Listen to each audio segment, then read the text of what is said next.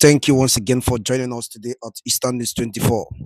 Ice in the bay, Komalu Namman Eke, Mapalu Namman Odia, Makwazeru Namman for Makwazeru Namman and Kwa, Ice Tanibo Yadike, Nature da Guagu. I come up with no Tanya Bos Edmaka with Benny Wakuko, if I bunu Kozido came by Biko Tonti of Fuma, because Sabu Ifan Zolezo, Napatazi.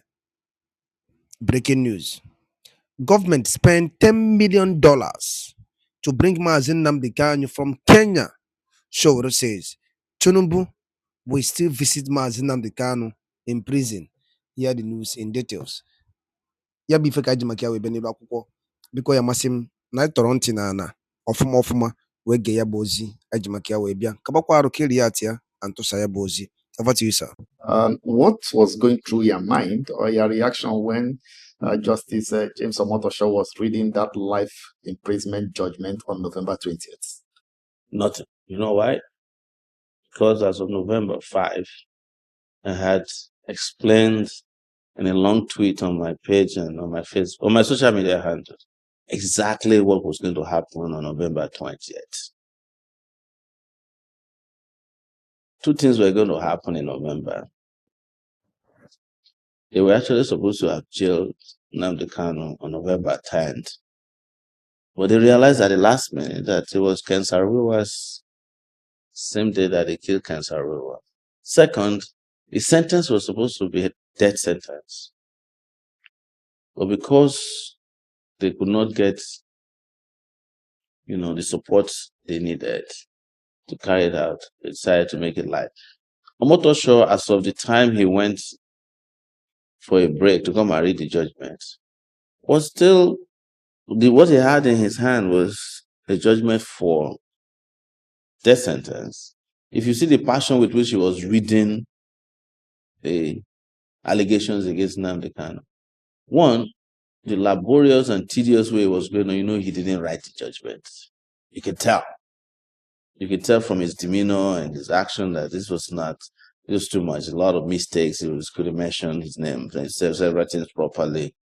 And secondly, when he went back, they had to have another meeting with him. They said, look, I don't think we can carry out the death sentence.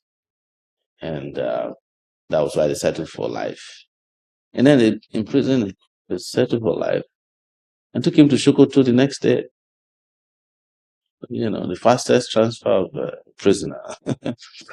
And it was to send a message to the people on whose behalf he was sentenced to life. Because nobody should deceive you. Nnamdi Kanu's offense has nothing to do with what they read as his charges. Some of those charges are dead. Some of them no longer, some of the laws on that which do not exist. Like the treason charge. You can't charge somebody for treason after 3 years of committing the offense. So they charge him almost 4 or 5 years after he committed the offense. Some of the charges restated had already been struck out. So it was just what they call trial and error. His offense is that he was asking for the breakup of the real estate called Nigeria. And the owners of Nigeria decided that, oh, you don't do that. That's what is that offense the Christians talk about that is unforgivable it's an offense against the Holy Spirit. This is an offense against the holy oil in Nigeria. That was the reason why Ken Saro-Wiwa was, when you touch that area, they don't waste time, the owners of Nigeria. Then you've touched their economic life, and nav. They'll kill you immediately. Have you been able to visit him in Sokoto? I haven't, but I've had people who have visited and we've been in touch. I've been in touch with him in general, but I've not visited Sokoto yet. But you see what I was telling you when I was planning the protest for Nnamdi Kanu, which I believe also might have led, which I believe was the reason they didn't pronounce the penalty, because that was a lot of attention, and that was why they were upset with me and sent me to Kuje prison for 4 days over that. When we were planning all that, I was calling on all these Eastern governors to speak out. Now they've realized that it's even more burden on them that Nnamdi Kanu is sentenced to death. That's why OT had to fly to Sokoto, maybe on a private jet, to go and visit Nnamdi Kanu. the judge is still going to go there and visit and apologize and confess. It happened to Fela. The judge who sentenced him, when Fela was there, was sent to Maiduguri, Bama prison.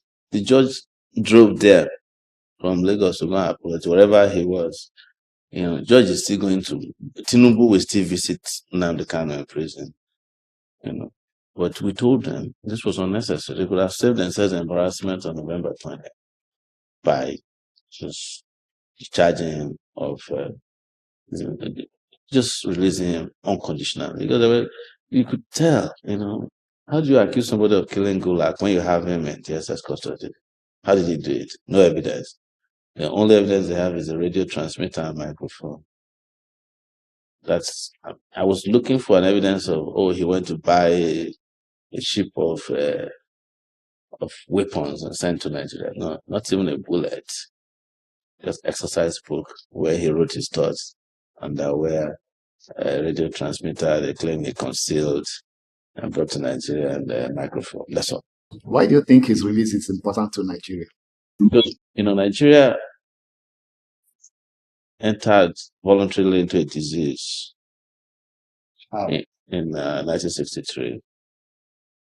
And to exit from it and heal itself, you must address the outcome of the Civil War.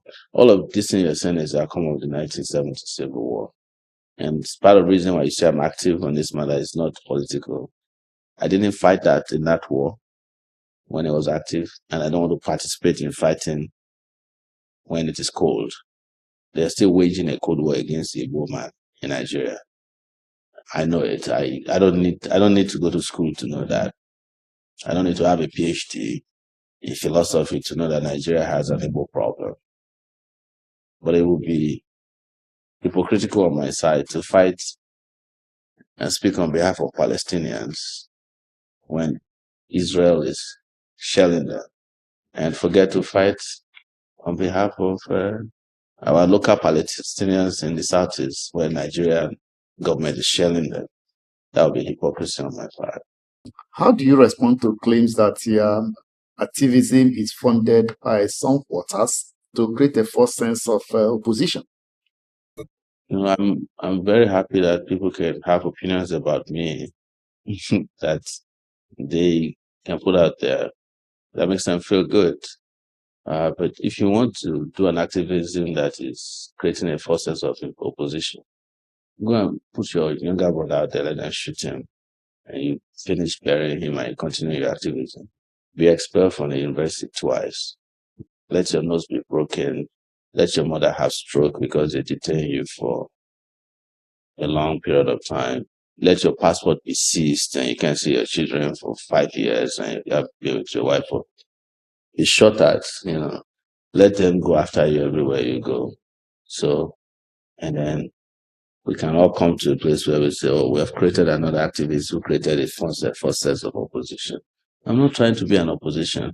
See, what people should differentiate between activism, as you call it, and opposition is cyclical in Nigeria. People only oppose the government when they are out of government, when they don't have something to eat. They will oppose the government. I don't belong in that category. And then what happens to activists all over the world is that a narrative is framed to scandalize you, right? And some people will believe it.